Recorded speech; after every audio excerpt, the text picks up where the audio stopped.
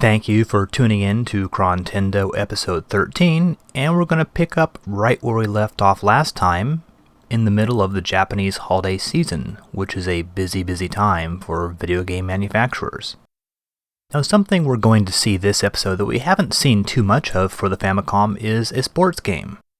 There is a baseball game coming up, and it's only actually the second baseball game released for the system, the first being Nintendo's Baseball. Came out way back when. Nintendo had released a few sports games, tennis, soccer, golf, baseball, and more recently they released volleyball. Irem released a football game, but other than that there haven't really been many sports titles for the Famicom. So starting about right now, we're going to see a sudden pickup in the number of sports games coming out. So over the next couple of years for the Famicom, brace yourself for an unusually large number of golf games.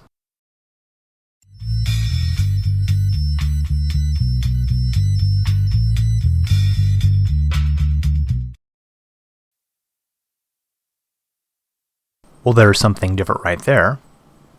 This is Gall Force, Eternal Story, and this is based on the 1986 animated feature film, the first in a series of several movies. The plot was concerning a race of all-female solnoids battling an evil alien race called the Paranoids. Sounds like this was written by L. Ron Hubbard or something. And this is the first game to be published by HAL. They had previously developed some titles, but this is their first game as a publisher. They'd later go on to fame and fortune with such games as the Kirby series and Super Smash Bros.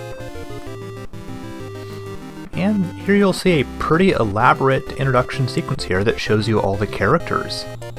Now this is disturbing. That character is supposed to be only 10 years old. I guess we've just seen the introduction of Lolicon into console video games. Video game culture definitely takes a turn for the worse right here. Thanks a lot, Hal.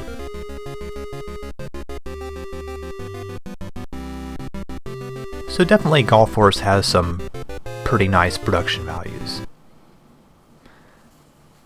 Once the game itself actually loads, you'll see that you're playing pretty much a standard looking shoot 'em up. You only have one fire button that'll hit things that are both in the air and things on the ground. And in this game you have some sort of invisible life bar. You can take a number of hits before dying. Well, actually the first thing that will happen is one of your engines will come off, then the second one, and finally once you're just to the main body, you'll then lose a life. Now once you've gotten to the first part of the level here, you'll eventually come to these little tubes that look, I guess, some sort of thing that'll launch you into outer space. You select one of these, depending on which level you want to go to. It'll actually repair your ship, and then shoot you off into some sort of a space station.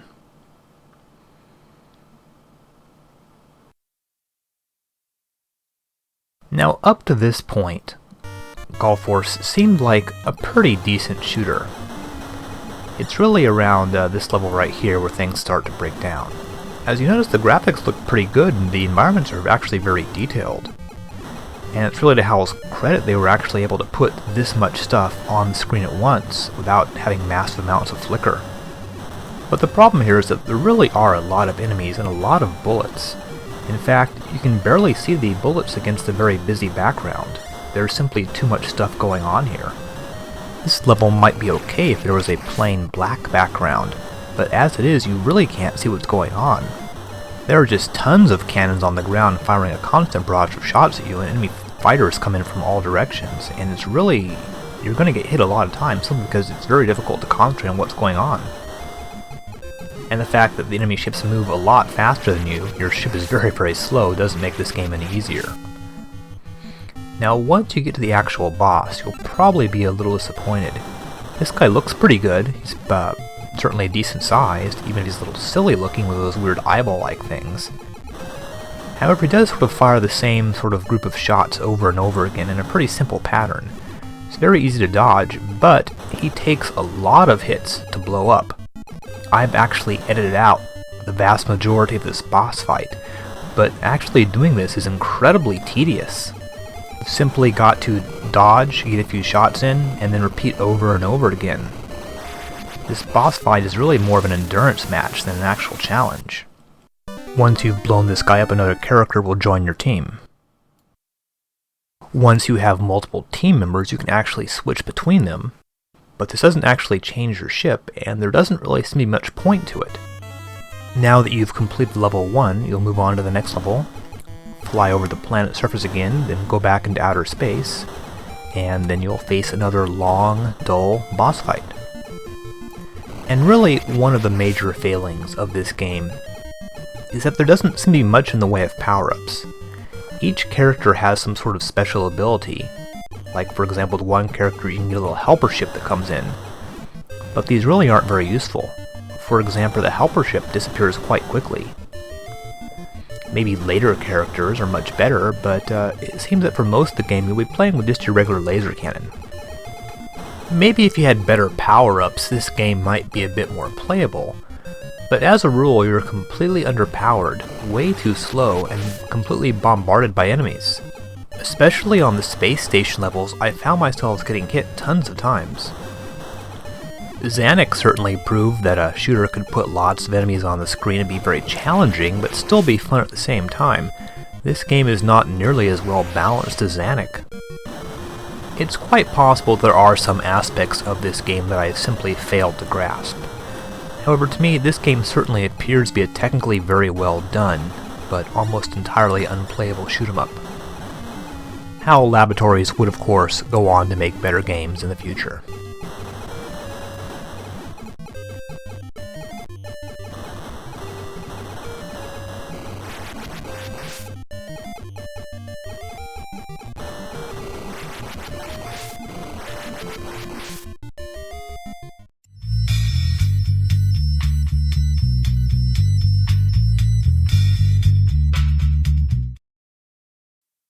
We certainly have some very odd games this episode, but nothing nearly as weird as Namco's Takeshi no Chousenjo, or Takeshi's Challenge. Who is Takeshi?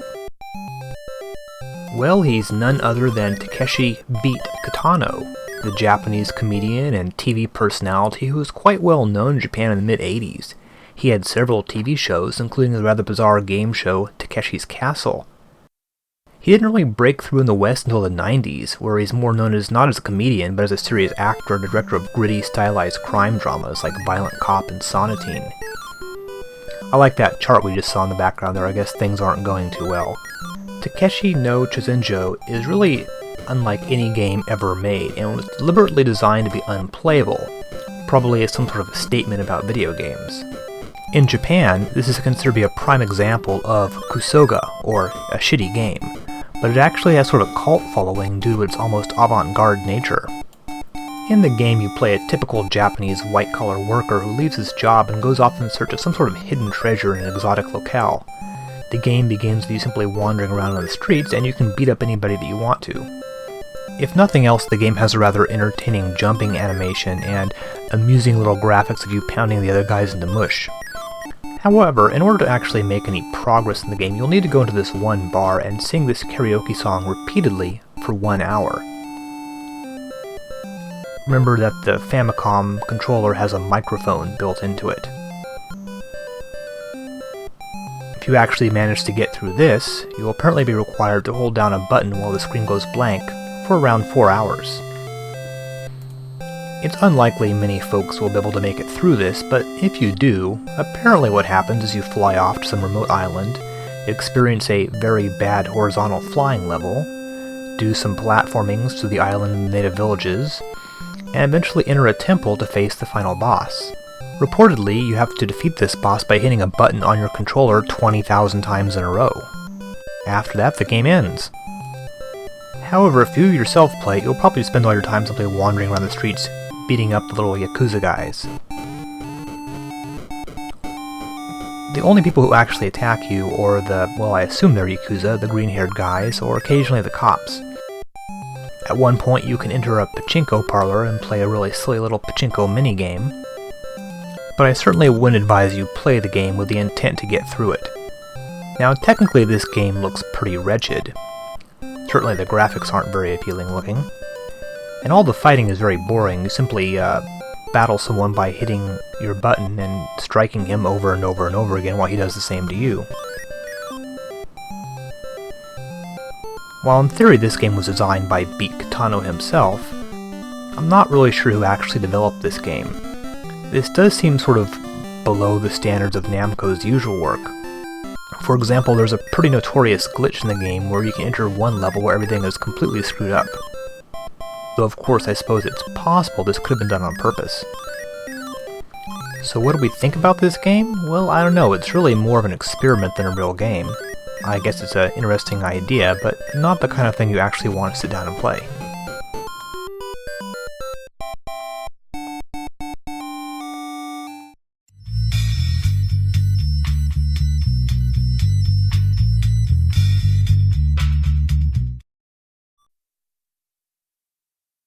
From Taito's long-standing competitor Namco, we have a game that is about as different from Takeshi no Chousenjo as a game can be.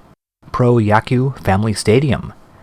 Yakyu is baseball, and this is only the second baseball game for the Famicom after Nintendo's own early title, Baseball. However, Pro Yakyu is significantly different from the earlier baseball games in that it uses real-life players. The teams are clearly based on actual Japanese baseball teams, such as the Yomiuri Giants, the Yokohama Bay Stars, and the Hanshin Tigers, and features such well-known players as Sadaharu Oh. This is actually the first game in Namco's Family Stadium series, or the Famista series as it's often called in Japan. Namco is still releasing Famista games to this very day. So you choose your team, pick your starting pitcher, and begin the game. Family Stadium plays much like the earlier Nintendo game. You move your player around and swing the bat. Just like real baseball, hitting the ball with the bat's sweet spot tends to yield better results. I myself, though, tend to get a lot of fouls and pop flies. And occasionally you'll get lucky and get a home run.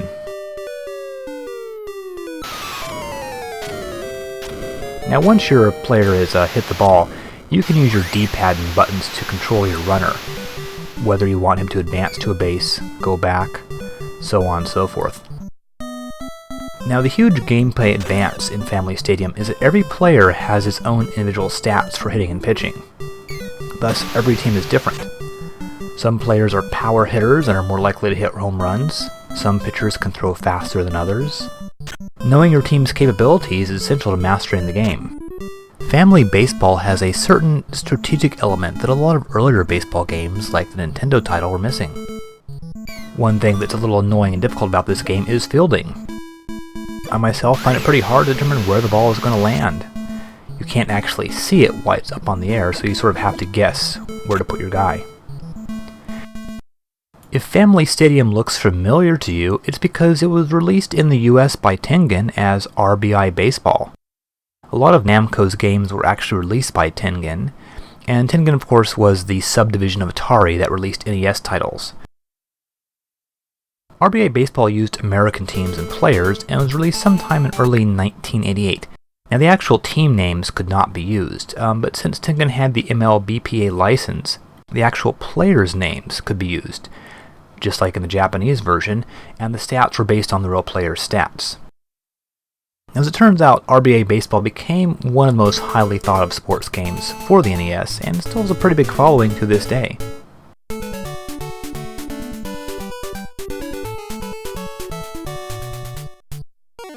One thing that was changed, obviously, was the team's colors. And that guy's a pretty fast pitcher.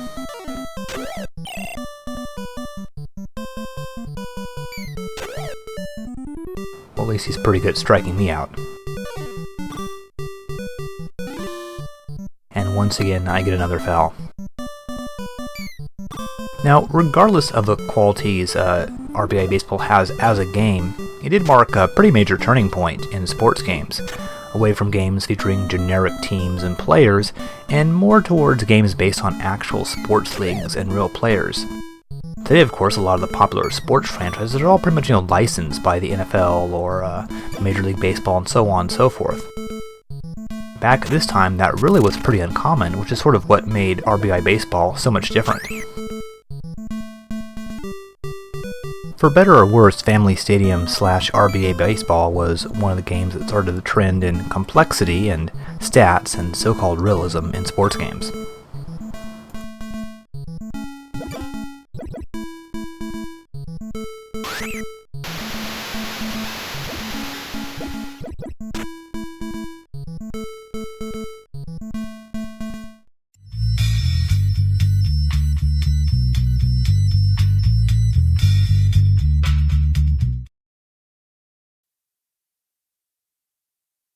Here we come to Sherlock Holmes, Hakushaku, Reijou, Yuukai, Jiken. This is a very strange little game that is almost unknown today. The subtitle translates roughly into The Kidnapping of the Count's Daughter, which is exactly what we saw occurring during the title screen. This game involves the disappearance of Margaret, daughter of a British count. You, Sherlock Holmes, dressed in your traditional lime green overcoat and deerstalker hat, must find her. Now, being the world's greatest detective, you think that you would use your sleuthing skills to find the missing woman, but no, instead you hit the streets Grand Theft Auto style, killing random pedestrians with your kung fu kick and stealing their cash. The main overworld has a Ganbara Goemon-like three-quarters view of town, but you can enter various buildings, parks, and sewer systems. Once inside, you'll switch to the traditional side view. Oddly, the next game we're going to see, Doreamon, uses a very similar system. Another odd thing, once you're inside, Holmes' wardrobe inexplicably changes from green to purple. One rather annoying thing about this game, whenever you hit someone inside of a building, they'll say something. You'll need to hit both your A and your B button to close this screen and return back to the normal game. Once you've found the magnifying glass, you'll need to search around for clues. Right now I was examining a crack in the wall, and it gave me a little clue. Well, like Zelda, most of these clues aren't particularly helpful. I mentioned a certain similarity to Ganbara Goemon, but the game world is much smaller in this game. I think there's only, maybe 6 or 7 cities? And each one is relatively small, having maybe, 6 or 7 areas that you can go into. And the areas are not exactly huge. The parks and the sewers are usually not more than a few screens each. If you get low on health, you can go visit Watson here. He'll refill your health for free. Otherwise, you have to go to a shop and buy a health refill item. I actually have it there in my inventory. It's the green bottle with the blue liquid. You'll need a lot of money in this game, mostly because the travel tickets for the train are so expensive. You have a maximum of, I think it is $999 you can carry in this game. Some of the train tickets cost almost that each way, so you'll often go to a city, do what you need to do, and then go around killing some more people and get some more money. At every city there's often a little criminal headquarters you can visit. You'll need to put in the correct password, otherwise they'll steal some of your money, you'll lose a lot of health, and you get kicked back out on the street. Another thing you'll find in cities is shops, where you can buy various important items such as weapons, keys, lamps for lighting up dark rooms, that sort of thing. This shop also sells tobacco. As you can see, the health refills are quite expensive. And really, you'll spend a good chunk of this game simply walking around killing pedestrians. Oddly enough, unlike in Grand Theft Auto, the police don't really seem to mind. This knife here is not very useful for pedestrians. Your kick is much more powerful, but even better is when you can eventually get a gun. Once you have that, you'll be able to clear through pedestrians quite quickly. And there are also these various bad guys that pop up the sewers and whatnot. One rather amusing thing about this game is it certainly depicts British cities at the time as being very dangerous. Here in Edinburgh, people walk around the streets randomly firing off guns. Another thing, this game is actually pretty hard. You have very little life and can take maybe 2 shots before dying. Inside buildings in particular, it's very easy to get hit since enemies are running around very quickly and firing guns all over the place, and you can't really duck. One more unusual feature is that you can gamble in this game, something else ripped off directly from Zelda. Later it seems gambling would become pretty common in RPGs, but it really wasn't frequently seen at this time. Now once you've gotten through all the various mini bosses here, you'll end up in this castle. This is actually a rather large maze-like castle filled with the usual henchmen. Once you find the hidden door that allows you access to the final boss, you'll be able to pick him off in a few shots. He's actually pretty easy as long as you don't let him hit you. If you can fire off some shots before he rushes at you, you'll be able to kill him very quickly, otherwise he'll kill you instantly. Like a lot of games at this time, the developers of Sherlock Holmes, whoever they might be, this game was published by Takeshi, not a very well-known Japanese publisher. I don't know who actually developed the game. Takeshi was later known for the Garfield game for the Famicom. But for some reason they felt the need to hide almost all the important items in the game. Here's the final boss right here. Let's try that again. And he takes only a few shots to go down. I guess he's saying that he never gives up, not that he's encouraging you to not give up. As I mentioned, Sherlock Holmes is sort of an odd little game. In some ways it's ahead of its time. The way you can travel around from city to city in a non-linear fashion, and have to pay money for the privilege, the use of gambling. In a lot of ways, however, it's a pretty much unplayable relic of its era. Your character handles very badly, and the aspect of running around looking for various clues hidden in random spots is certainly not very appealing.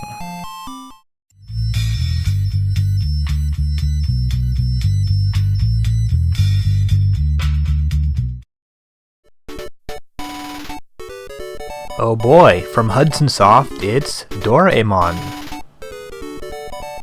This game is based on the enormously popular Japanese manga and TV series, which is about a robotic cat that travels back in time in order to help a little Japanese boy.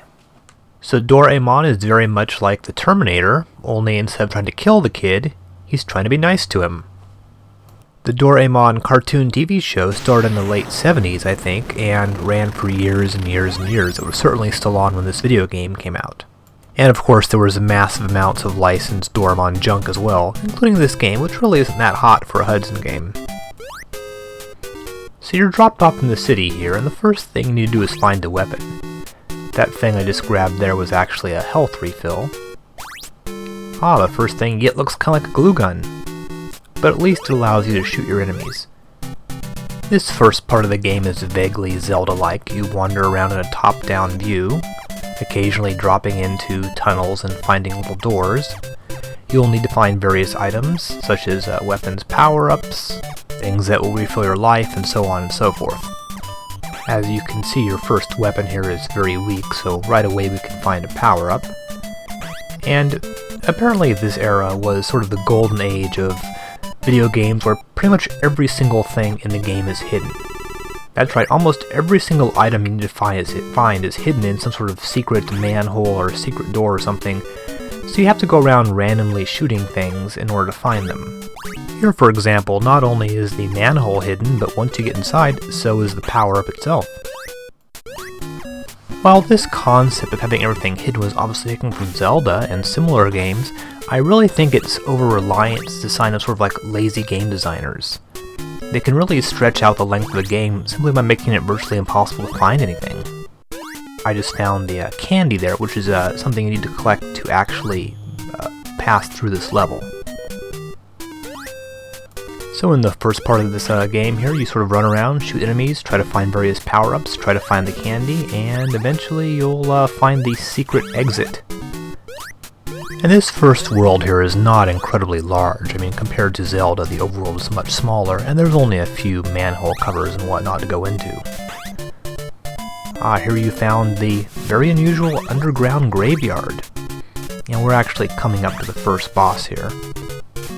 The gameplay in Doreamon is pretty simple, mostly just run around and shoot things. You don't really have any sort of ducking ability or anything like that, and your jumping is pretty limited, so it can sometimes be difficult to avoid getting shot. Well, here's the first boss. We just need to avoid his little projectiles there and occasionally jump up and shoot him a few times, and he'll be taken care of. And really, the first part of this game isn't that bad. It's only in the second part that it starts getting pretty horrible. I believe there are 3 parts altogether. Once you've taken care of him, you'll then move on to the next level, which is actually a really terrible shoot-'em-up level. And it's odd because Hudson had made good shoot-'em-ups, such as Star Soldier in the past, and would make obviously very good ones in the future, but this is really awful. I mean, quite frankly, you really sort of want to try to rush through these levels because you hate playing them so much. There are a few minimal power-ups you can get, like you can get one of the kids to sort of act as your wingman here, but really this part of the game is very unpleasant. So I can't really recommend Doreamon as a good game. First part's not so bad, it kind of gets worse from there, and it really is sort of below the level of work that Hudson was normally turning out.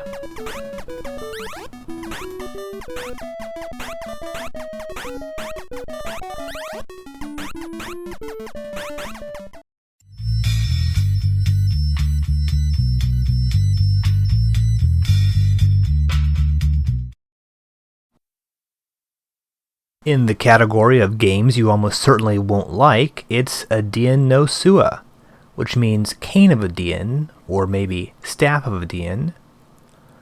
Right away on the title screen, notice the copyright notice from Ask Kodansha. We'll discuss that a little later.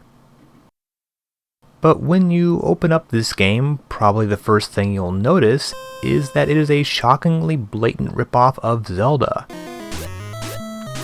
Run around killing monsters, but there's one major difference. This is a math game. In order to collect the bells, you need to solve a very simple arithmetic problem. If you get the answer wrong, it will close the door and send some monsters in. If you get the right answer, you'll be able to collect the bell, which can be used to buy things later in the game. Now, Kodansha is a huge publisher of Japanese books, magazines, and manga. I believe they're actually the largest publishing house in Japan. I'm not sure what they really have to do with this game. I don't think it's based off an existing manga, and I can't really imagine Kodansha developing this game. Probably they co-published it with Sunsoft. Also, this game is subtitled Chino Series 1. We'll see a couple of other games in this series in future episodes. Getting the right answer makes you very happy, by the way. Unlike Zelda, there is no overworld, only these very small outdoors areas. Mostly, however, you're simply roaming around the rooms looking for the stairway to the next level. Once you get all the way up to the top, you'll presumably face some kind of boss. I have no idea. I certainly didn't play the game all the way through. This is a pretty simple game. There's really very little leveling up involved or anything like that. There is a shop that you can buy items using your bells.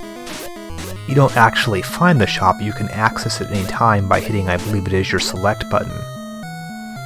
This will also give you your stats as they are and tell you what floor they're on. Here's one of those little outdoor areas I mentioned. It looks kind of like Nazo no Murasami, actually. Oh, here's the screen where we can sort of choose different things to go to. Here's the shopkeeper. There's also a lady who gives you advice. This game is pretty easy. The monsters aren't that difficult, certainly a lot easier to figure out than Zelda. There's really no puzzles in it, as far as I can tell, and there are frequent items that will refill your health. So really, Adian no Tsue is an incredibly minor title from Sunsoft, a company which has produced a lot of minor titles so far, and pretty much completely forgettable once you get over the weird concept of combining Zelda dungeons with a math game. Oh, I found the staircase there. And now I'll go from level 1 to level 2. Which is exactly the same as the first level.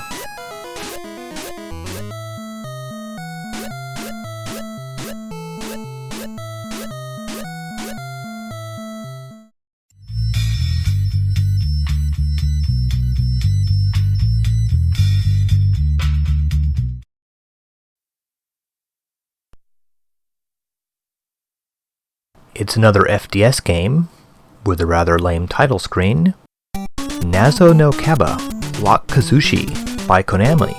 That name means Riddle of the Wall, Block Destruction. Oddly, this game was actually released in Europe in 1991 under the name Crackout, but never in the US. Nazo no Kabe is a cool little game, but it definitely cannot be called original, since it's a pretty blatant clone of Taito's Arkanoid, and actually managed to beat Arkanoid to the Famicom by around a week. Now, for those of you who are not familiar with the basic style of this game, the premise goes all the way back to the 1976 Atari arcade game, Breakout. Here's the classic Atari 2600 version of the game. Breakout is sort of like a single-player version of Pong. The idea is simply to hit the ball with your paddle and destroy the wall of bricks. In 1986, Taito revived this idea with their big arcade hit Arkanoid. Added such enhancements such as power-ups and enemies that fly across the screen. And Nazo no Kabe is sort of an enhanced version of Arkanoid. It adds more complicated brick structures and more enemies to destroy, and as well as additional power-ups such as that Castlevania-like stopwatch there. In fact, even Konami Man himself makes an appearance. If you catch him, it'll let you move on to the next level without destroying all the blocks. There we go. Note the odd little Puyo Puyo-like enemy floating around in this level. I'm sure that's just a coincidence.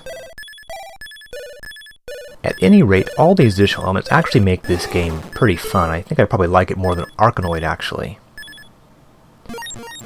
Even add stationary bosses that you need to destroy. There's actually only one boss in Arkanoid on the very last level. This game has them scattered throughout the game.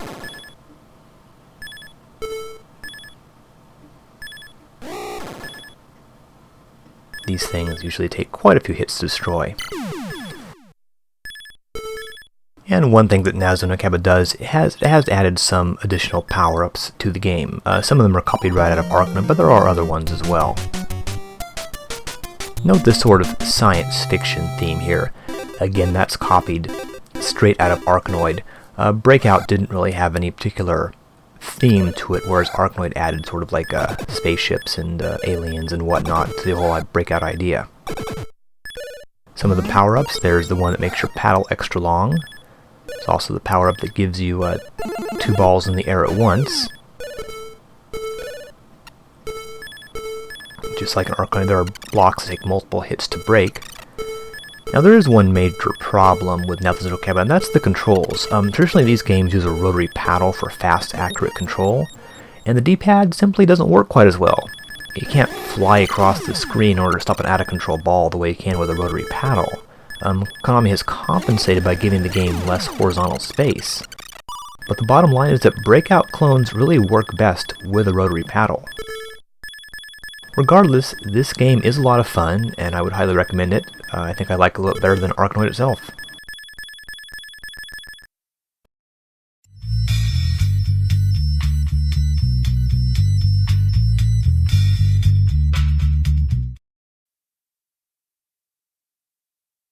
And this is yet another FDS game, and is from our good buddy Square. Or rather, it was developed by Square and published by Square's new subsidiary, DOG, Disc Original Group. DOG was sort of a consortium of various small developers and was created specifically to release games on the FDS. We'll see a number of DOG titles released, but most of them, like this game, really aren't very good. Suishou no Ryuu is a text adventure game, one of the earliest text adventure games on the Famicom, but it's really closer to Dead Zone than to Portopia. There is some sort of plot to Suishou no Ryuu, but it's difficult to ascertain what exactly is going on by playing the game. By the way, we're actually going to be looking at an unofficial English translation here. This game, of course, was never released outside of Japan. I can only assume the Japanese game came with some sort of detailed instruction book that laid out all the characters and the backstory. It sort of starts out suddenly with your main character running into a mysterious space dragon, and then a mysterious green-haired woman named Jean. You'll soon find yourself back on your planet, but there isn't really that much exploration you can do. from the main screen with the news broadcast, you can move a couple screens in each direction, and usually there's somebody waiting for you at the end of each direction. And occasionally other characters will pop up, but they really aren't introduced, so very little of what actually happens in the game makes sense. Apparently, people are disappearing and you have to find them. Now, as you may have noticed, this game doesn't use text commands like Portopia or Dead Zone did, but rather little icons for, well, let's see, there's move, look, pick up, talk, use, open door, etc., etc. There's actually really not very much dialogue. You do have limited interaction with other people at several points. But most of the game is stuff like this. How do you open the door? Well, pick out your revolver and shoot off the lock. Then go inside the door. What do you do then? Well, look around inside the single room until you notice there's a false panel. Then open it and touch the computer. Then you'll get some kind of plot point that appears. Actually, this section right here is one of the very few sections where you can actually lose the game. Jean will appear and try to shoot you if you don't shoot her first. So you can't actually die in this section. Most of the time, though, you spend most of the game just sort of running here, going there, opening this door, using this particular item at a particular spot, etc., etc. But this game is a long way from Enix's Portopia with its large cast of characters and interesting red herrings and dead ends and leads that take you to new areas and so on and so forth. Now, there are actually several locales in this game. For example, your home planet, you fly around in space on what is apparently some sort of space scooter, and you actually have to go to a couple other planets, neither of which are very interesting. At various points you collect certain items, or you have items given to you that pretty much usually only have one use, maybe two. This game does occasionally get a bit frustrating. Some parts, like on your home planet, are extremely easy to navigate. In other cases, like when you're in outer space, you just sort of wander around randomly until you run into a planet. Oh yes, and here you get 999 credits, even though I don't see how you can actually use them, so what's the point? So eventually you go to this one planet, find this mysterious pyramid, use your magnetic key to get inside, then you wander around until you find a computer. Eventually you'll find some sort of glowing crystal orb. I suppose one thing that's interesting about this game is the appearance of this crystal orb. Of course, the early Final Fantasy games would make use of something very similar. Oh, one other thing, you may have noticed on the title screen that there is a copyright of character design to Nippon Sunrise. That's a Japanese animation studio. Apparently this is not based on an anime or a manga, but rather the characters were designed by this animation studio. In particular, they were the work of one Hazumi Sato. And one other thing that's sort of unusual about this game is that when it came out, apparently it got a certain amount of notoriety in Japan due to some sort of rumor that there's a way to make the heroine, Cynthia, we saw just a second ago, appear nude. Apparently doctored video game screenshots appeared in some magazine or something. This sounds like some intriguing early version of hot coffee, but no, apparently it's actually a completely false rumor and there's no way to actually do that. Well, at this point in the game you finally meet the mastermind behind all the kidnappings, and you defeat him by throwing the crystal at him. And then guess what? You've beat the game. Well, this game is certainly not that great, and I guess it's sort of typical of the kind of shoddy product, or at least uninspired product that Square was putting out at this time.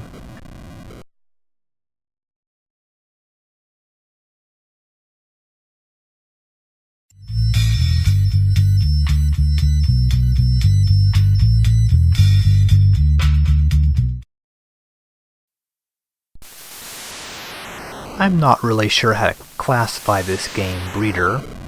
It's not so bad that it's Kasuge, but it's certainly not any good either. Probably the best thing about it is the very cool Roger Dean style logo. Oh yeah, and make sure you pay attention to this title intro here because it's the most exciting thing that happens in the entire game. Seriously, that's more action right there than will actually occur the entire time you play this thing. This was released by SoftPro, and you might remember SoftPro being the same guys that released the Famicom port of Karateka. They were certainly not a major publisher. They released only a handful of titles, mostly on the Famicom system, and they seem to specialize in sort of strategy simulation type games. And that's more or less what Breeder is. It's sort of a robot creation / robot fighting simulation game. And the important thing to realize about this is you create robots and they fight, but you don't actually control the fighting itself. So the game loads up here, and the first thing you'll want to do is actually maybe make some metal soldiers, as they call them. And this is pretty much the only interactive part of the game. You can start by giving your guy a name. You can have 7 guys in your roster. Go ahead, put in a name, and once you've taken care of that, then you'll need to actually sort of add the attributes. And this looks rather RPG-ish here. You've got things like dexterity and IQ. Not really sure what all of these do, like what's the difference between IQ and mind, for example. Go ahead and put in your qualities, select what kind of body you want, how many legs, wheels, etc. This is type snake. And go ahead and have them fight. Now the more sort of qualities you put on there, the more it costs, and how much it costs will actually affect how much fuel you use while fighting. And now you're ready to go. These are 2 sort of basic guys here. The blue guy is actually the strong one. The pink one is just the default. Everything's set to 0. And once again, remember, you're not actually doing anything, you're just watching this. And probably right away you'll realize, hey, this is not exciting. They're not doing anything. They just sort of wander around randomly and occasionally hit each other. We're almost to the thrilling conclusion of the fight here.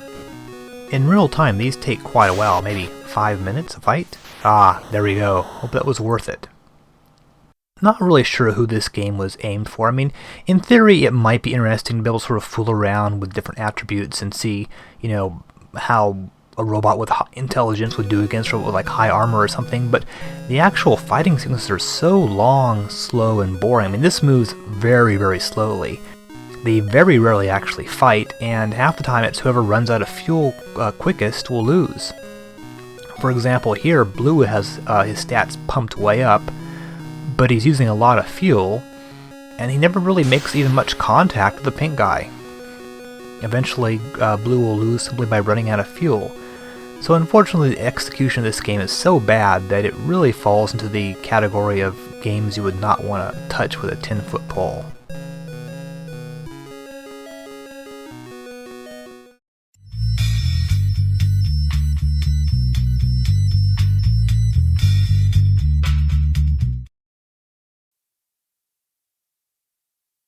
At last, we come to what is probably the second most infamous game in this episode, right behind Takeshi no Chousenjou, namely Mashou, or Deadly Towers, as it was renamed in the US.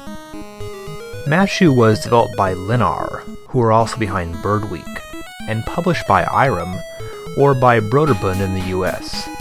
The US release of this game was not well loved, to say the least. Deadly Towers is not known for being a good game, but it became quite notorious, mostly because of the internet pop culture commentator Sean Baby listing it as the worst NES game of all time. It's not really that bad, but it certainly isn't very good. Now, Mashou means Evil Bell, and the plot, which was detailed in that lengthy title screen scroll earlier, involves young Prince Meyer climbing 7 towers in order to collect a bell at each one. At this point, the bells must be burned in order to access the evil Rubus's lair. Deadly Towers plays like a twisted evil version of Zelda. You go around fighting monsters that drop health refills and money, you can buy things, and find heart containers that increase your life bar. A note to future video game designers, the third monster you face in a game shouldn't take like 20 hits to kill. Now, just like Zelda, Deadly Towers has an overworld of sorts, this castle that you start off in, but it's relatively small. You progress through it vertically, and there's only around 8 or so vertical levels, each level being a few screens wide. The top level of the castle is the room with the flame used to burn the bells, as well as the entrances to the towers themselves. Of course, you can't go there directly because the way is blocked. Now, this is where the game gets cruel. This area that I'm in right now is actually the dungeons. There are 10 dungeons in Deadly Towers, all of which have hidden entrances. You can't make the entrance visible, but rather you will unexpectedly be transported to the dungeon simply by stepping on the square where the entrance is found. Once you're in the dungeon, you can't just leave, you actually have to find the exit. As you can see, every room of the dungeon is pretty nondescript. They certainly didn't put a lot of effort into designing the dungeons. All the shops are found in the dungeons. Here I want to buy those boots that will make me walk a little faster, but unfortunately I don't have nearly enough money yet. Now the thing about the dungeons is that each one consists of around 100 to 200 interconnected, virtually identical rooms, each filled with monsters, some of which will kill you instantly upon entering the room. So when you suddenly find yourself inside of a dungeon, there's no way of really knowing where you are or where the exit is. Furthermore, you actually have to navigate through the dungeons in order to find the shops, in order to get the key to get past the roadblock. The shops sell different items, so it's going to be quite difficult to have to navigate through the, 1,500 to 2,000 dungeon rooms in order to find what you're looking for. Here I've gotten through the dungeons and I'm back in the castle at the room where the flame is, and those are actually the entrances to the towers right there. Once you get to the entrance to the towers themselves, you'll find they're actually pretty simple. Essentially, you just go up 10 flights of stairs to the entrance to the actual tower, then 10 more flights up connected by ladders to the boss. Most of the bosses are actually pretty easy. Additionally, a number of very important items are found in the towers, but they're almost all hidden, requiring you to find a hidden teleportation square in order to get to them. The game itself will be extremely difficult without these helpful armor and weapons hidden in the towers. This right here is one of the towers. Those little guys in devil suits look pretty badass, but actually they're not very tough at all. They're a lot easier to kill than those little blue blobs floating around. And there really aren't a whole lot of enemies in the towers. Some of the floors don't have any enemies at all. The hidden items I mentioned are basically found by sort of wandering around on the floor until you suddenly step on the magic square that'll take you to the room where the hidden armor or weapon is. Here's one of the bosses right here. Most of the bosses can be spammed simply by standing in a corner and shooting some knives diagonally at them. All the bosses have more or less the same attack pattern, and all the towers are very, very similar. This guy looks pretty tough, but is actually a piece of cake. By this time I've gotten some additional weapons and items that allow me to throw much more powerful swords at a much faster rate. All of this underlies the main problem of the game, that upon beginning it, your character is extremely slow and underpowered.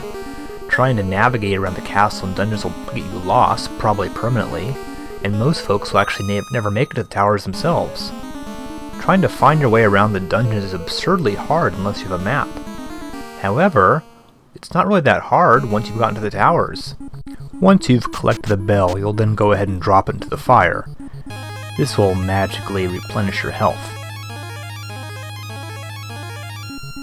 So basically you just do this for all 7 towers, continue to collect more special items, and once you've got all 7 of the bells, the door to Rubus's lair will open up. Unless, of course, you happen to accidentally step into a teleportation square and get stuck in a dungeon like I just did here. Now, of course, I have to find my way out of the thing again. And I have no idea where I am.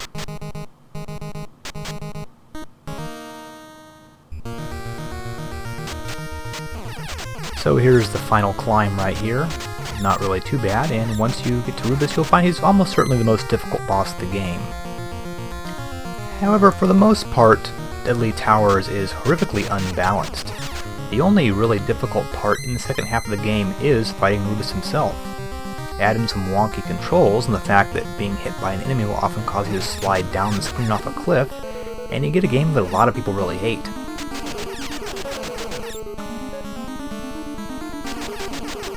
The trick to Rubus is to stand in between him and those little dragon heads floating around him and slowly make your way to the right hand side of the screen, then start hitting him with your sword.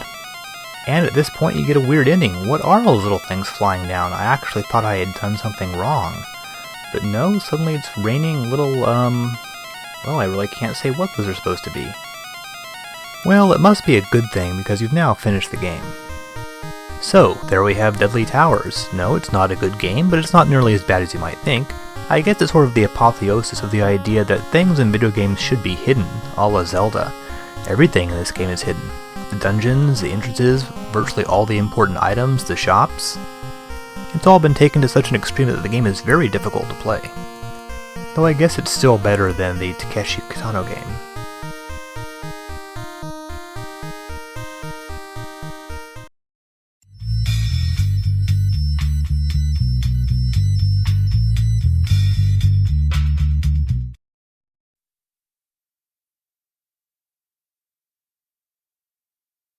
Here's a game we'll have to file under just plain weird, Namco's Metrocross. It's a port of their 1985 arcade game, and was eventually ported to a number of computer systems, as well as this Japan-only Famicom version. If you examine the cover, you'll notice you are jumping over what are inarguably oversized Coca-Cola cans. You'll also encounter normal-sized blue soda cans in the game itself. Exactly what this means, I'm really not sure. The object of the game is to run through this obstacle course before the timer runs out, jumping over objects and avoiding patches in the floor that will kill you or slow you down. You sometimes find helpful items such as springboards or skateboards. If you don't beat the timer, you are electrocuted. This game obviously takes place in some sort of dystopian future world where citizens are forced to participate in deadly sporting events for the amusement of their corporate overlords. And for added humiliation, they apparently have to do this while naked.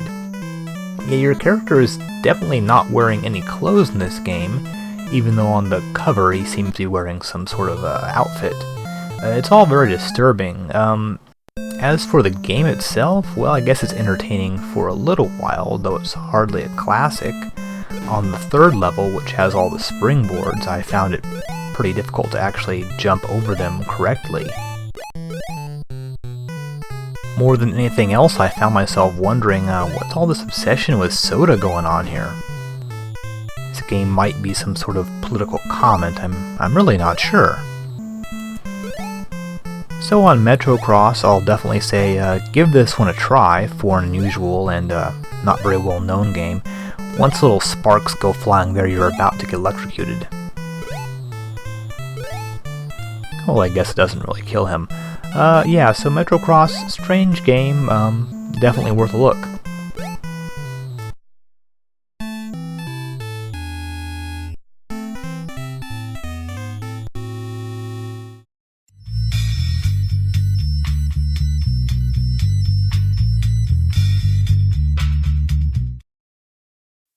Well, this would almost certainly be considered to be the best game we're going to see this episode. King Kong 2, Ikari no Megaton Punch, and it starts out with a really great introductory cutscene here. Yeah, it looks like King Kong misses his girlfriend and is about to go on a rampage. That's the plot of the game. Now, if you're wondering, what is this about King Kong 2? Was there a King Kong 1 game? No, this is actually based on the 1986 film, King Kong Lives, which was known as King Kong 2 in Japan. King Kong Lives was the sequel to the 1976 Dino De Laurentiis remake of King Kong, and just like that earlier King Kong movie, King Kong Lives was really not very good. There really weren't a lot of video games based on films at this time, so why did this particular movie get made into a game? Who knows? You control Kong, and you can jump and punch. And as you collect rocks, you can also throw rocks. There are various power-ups throughout the game. For example, that little potion there will increase your speed slightly. You'll also find life bar increases, power-ups that will increase the strength of your rocks, and will increase your rock carrying capacity. The game is played on a series of interlinked screens here, as you can see. Sort of like a game like Pitfall, only it's vertical instead of horizontal. The screens are mostly relatively linear. Occasionally you'll come across the screen with more than one way to go, but for the most part you just sort of walk in one direction, usually up, occasionally from side to side. Some of the later levels are a bit more maze-like in the sense that you can often go in multiple directions and sometimes you can't get to one screen from a certain direction. That little star there is an invincibility star. So I think if you've played games at all like this, you'll probably pick this one up pretty quickly. Mostly jump around, smash things, kill enemies, grab the various items they leave behind, avoid things like the tanks that spew flame. Now that little door right there is where we can get one of our first power-ups. It's an artificial heart. In the King Kong Lives movie, King Kong somehow survived his fall off the building, was given a new heart, and then met a female King Kong and fell in love. And that's sort of what this game is about. You're looking for your girlfriend. Now I mentioned the levels were linear, and that's really not quite true. Scattered throughout the game are these little doors that will often warp you to either another part of the level or to another level entirely. Here, for example, I was just transported to another screen in the same level. Most levels are around 20-25 screens long. There's a boss in each level, and there's 9 levels altogether. So while this game is physically not very large, most of the environment can be destroyed either by smashing with your fist or by jumping on it, and a lot of time is spent around smashing things, looking for all the various hidden items. For example, on that little boat right there,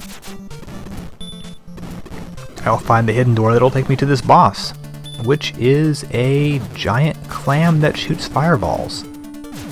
And there's certainly, I mean, this game is inspired only very, very loosely on the movie. This really bears no resemblance to the film at all. So once you defeat the boss, you get a key. Once you have all 8 keys, you can then go to the last level and free your girlfriend. And the fact there are all these little sort of hidden doors, hidden warps, makes the game somewhat confusing to get around in. You probably want to take notes or draw a map as you're playing this game, otherwise you'll really have a hard time finding your way around it, with so many levels composed of sort of very similar looking screens. There's another warp right there, and I'm taken to someplace else in the same level. Coming up here is one of the weirdest levels in the whole game. It takes place during a city, but for some reason it's infested with giant red fireball shooting ducks. Again, I'm pretty sure there is nothing even remotely like this in the film itself. Well, is this game any good or not? Yeah, it is pretty good. This is a typical quality title from Konami. I'd say it's probably the best game in this episode. Doesn't quite stack up next to something like Castlevania, but it's certainly pretty fun playable. Nice environments. It is pretty satisfying getting to smash things, and whenever you jump, there is a rather nice, chunky kind of screen-shaking thump as you land. Some of the enemies can be a bit annoying, like the fact that they're constantly shooting missiles at you. If you don't like exploration type games where everything is hidden from plain view, you might not like this. But I will admit it is pretty fun jumping around smashing stuff up. One thing that makes this game kind of charming is just the fact that it's so damn weird. What exactly are all those ducks doing, and what are all these things anyway? What does this really have anything to do with King Kong? Well, I guess it doesn't really matter because the game is fun to play, and I'd say definitely give it a try, even though it's hardly the best game that Konami made around this time.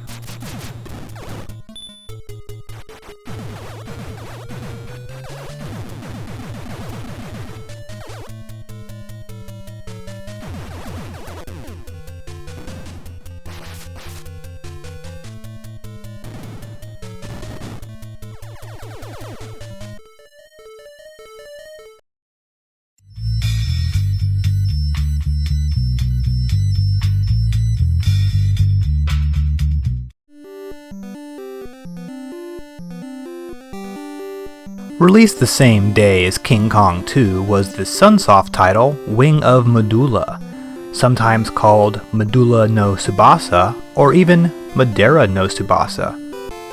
And like a few other recent titles, such as Gall Force, Space Hunter, and Metroid, your character is female. Madoola is actually a rather unique inversion of the traditional video game plot. Your character, Lucia, is trying to rescue a prince. Madoola is a side-scrolling platformer, albeit one without much real platforming. Lucia is armed, so you might compare this to earlier Sunsoft platformers such as Tokaido Goshu Sanchi or Atlantis no Nazo, and it might even remind you of a little Castlevania, even though Castlevania was still a pretty new game when this came out. One addition to the standard side-scrolling platformer formula is that Madoola has some light RPG, Zelda, Metroid-esque elements thrown in, through the introduction of a steady stream of power-ups you collect. In every level, you find a couple items that will improve your abilities, such as boots that allow you to jump higher, and consecutively more powerful swords, and even magic spells. Lucia also has hit points and magic points. Now this is the first boss, some sort of guy inside an eggshell. Much like Castlevania, after you defeat him you can then collect a health refill. There it is right there. Now one thing about Madoola, the enemies are hard to kill even at early levels. For example, in level 2 you'll come across all these little purple blobs that tend to surround you in groups, but they take multiple hits to kill. There's really no way you can take them on, so you'll need to try to outrun them. This is actually true of a lot of enemies in the game, so much so that you'll eventually end up usually jumping over enemies or just trying to avoid them, rather than actually engaging them in combat. You see here just how much trouble these purple blobs give you. Also, enemies often come at you at very strange angles and sometimes very quickly, so it's difficult to actually fight the enemies without taking damage. I don't know about you, but I don't really like this in a game. It seems to me that when I spend the entire level sort of trying to run and jump over all the enemies, it doesn't really seem like I'm actually playing the game, but rather I'm just sort of rushing through the levels. Here's something I don't really get. It looks like a boss level with no boss in it. I guess it's just an empty room. Now all of that said, this game actually looks pretty decent. There's quite a bit of variety in the levels, like you've started overground and then moved into these underground caverns, and then you sort of get a lot of variety in this game. Madoola is probably the closest thing to a good game that Sunsoft has come out with so far. Of course, considering some previous titles were Super Arabian and Atlantis no Nazo, maybe that's not really saying much. But this definitely shows Sunsoft moving in the right direction. As we can see, collecting that energy refill there doesn't actually refill your hit points entirely, only partially. Now, Madoola definitely has some problems. I've already mentioned that most of the enemies are a little hard to kill, and also the controls are not quite right. Definitely better than Atlantis no Nazo. But the platform parts are still quite a bit of pain. If anyone ever complains about the controls for attacking and jumping in the first Castlevania game, have them play this game. That will give them some perspective. Trying to jump on these things is really not a lot of fun. So all in all, Madoola, a great game? No, definitely not. An improvement over previous Sunsoft titles? Absolutely.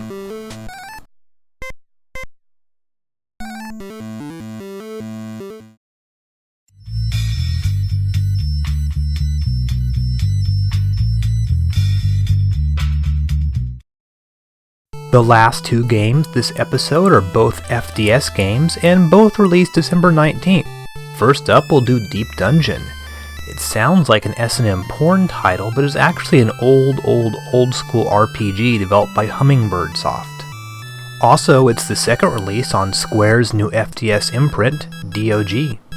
Hummingbird Soft actually started out as a real estate company before moving into video games in the early 80s.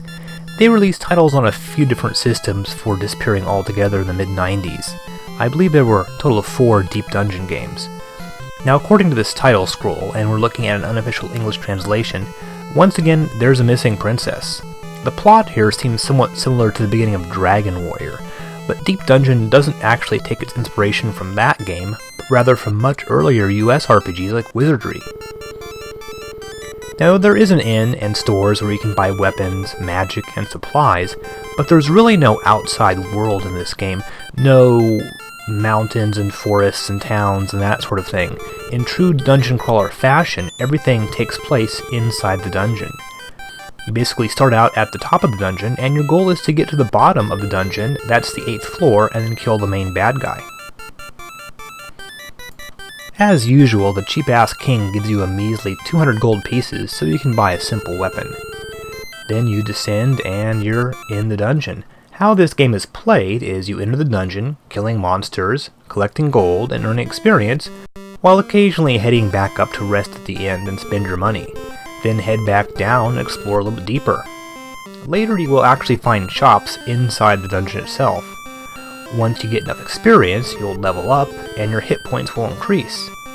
You also have attack, that's AP, and defense, that's AC, but as far as I can tell, those can only be increased by buying weapons and armor. In the dungeons, aside from monsters and treasure, you'll occasionally encounter an NPC, usually a helpful, friendly warrior that you can talk to who will give you a little hint, and occasionally you'll find a message. One rather interesting thing about this game is it seems that most of your money comes from these little piles of trash that are scattered all over the place. Every time you come across one, you examine it, and it contains either gold or a monster, or maybe even both. You can kill the monsters for experience, and obviously the gold you can keep. Oddly enough, when you re-enter a level, the trash will be restocked, so you can check them again. Deep Dungeon is probably the only RPG where you spend a considerable amount of time rummaging through piles of garbage. As you may have noticed, this dungeon is pretty nondescript. You have no in-game map, at least not immediately. You can actually buy one a little bit later in the game, so you'll probably need to draw a map. In fact, the main challenge of the game seems to be finding your way around the dungeon. Something else is a little different from Dragon Warrior about this game is you don't really seem to encounter very many random monsters. They mostly exist in preset locations like this thief here, who is always in this little room, or in piles of trash. So wandering around the dungeons, you actually very rarely just encounter random monsters. This can sometimes make your experience a bit hard to collect. That's why you're often going back to the piles of trash. You'll see me level up here in just a second. A charming little heroic level up theme plays.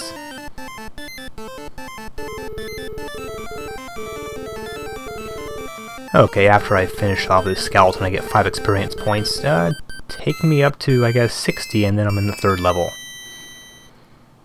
As you may have noticed, it doesn't actually increase your attack power or your defense. So what are the good and bad points about this game? Well, I guess the good points is it was rather ambitious for Hummingbird Soft to attempt a game like this. This is actually the very first first-person RPG released on the Famicom. Well, there actually really haven't been that many RPGs at all.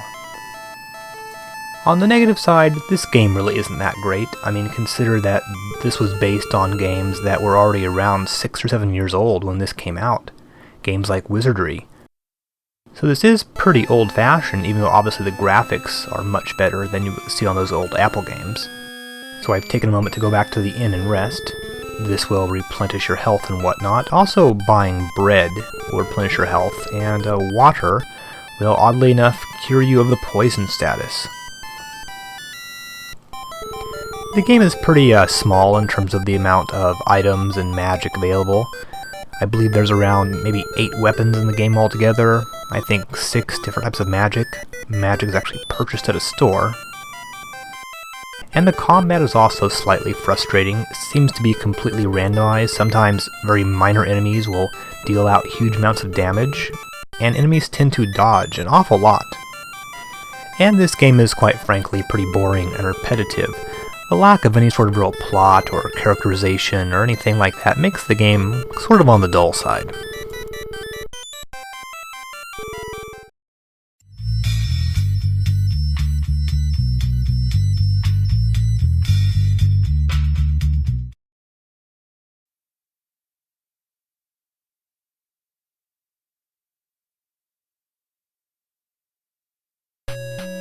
Sadly, we have now reached the last game this episode, Nightlore, published by Jalico and licensed from Rare?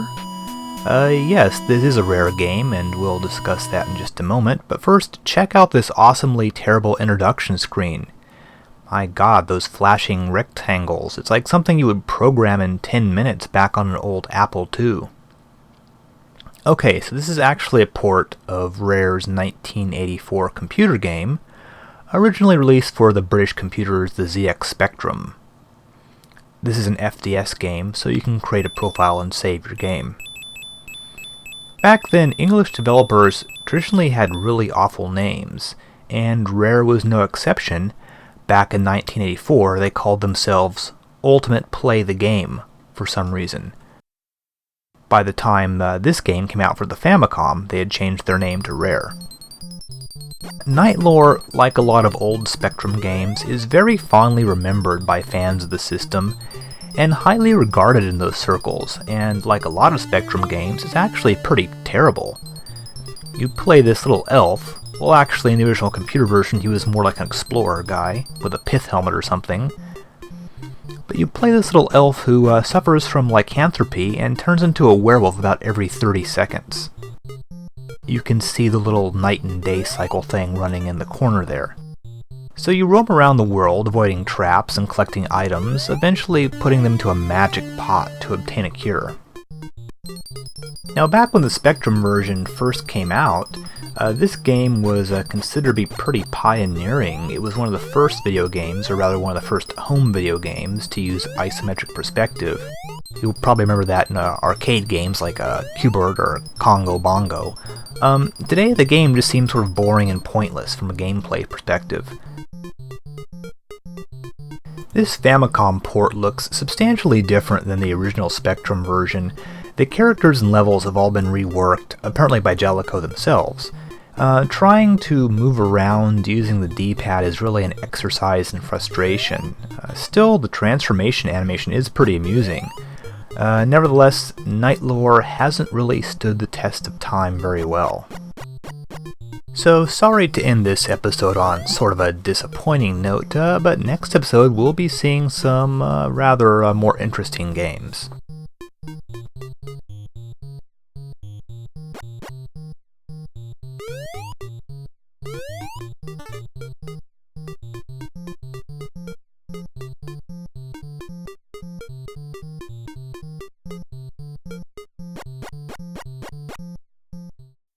So that's it for this episode, and we're almost done with 1986, only 10 more days left in the year. Definitely tune in next episode when we'll introduce the year of 1987, plus not one, but two major releases from Nintendo.